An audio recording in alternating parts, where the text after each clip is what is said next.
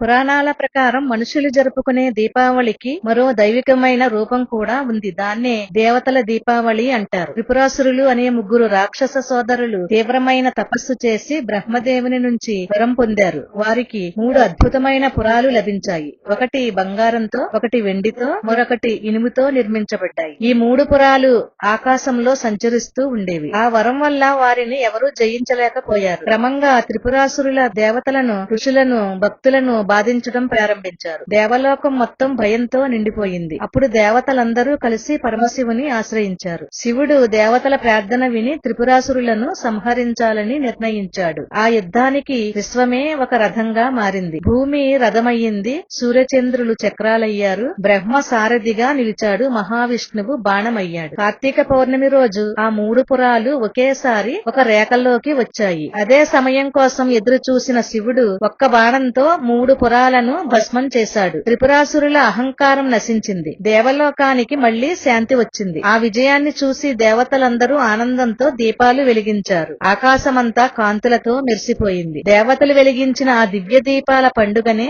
దేవతల దీపావళి లేదా దేవ దీపావళి అని అంటారు. అందుకే కార్తీక పౌర్ణమి రోజున నదీ తీరాల్లో దీపాలు వెలిగించడం చాలా పవిత్రంగా భావిస్తారు. ఈ రోజు శివుని ఆరాధిస్తే అజ్ఞానం తొలగి జీవితంలో వెలుగు నిండుతుందని భక్తుల నమ్మకం. ఇలాంటి వీడియోల కోసం మా ఛానల్ ను సబ్స్క్రైబ్ చేయండి, లైక్ చేయండి, షేర్ చేయండి.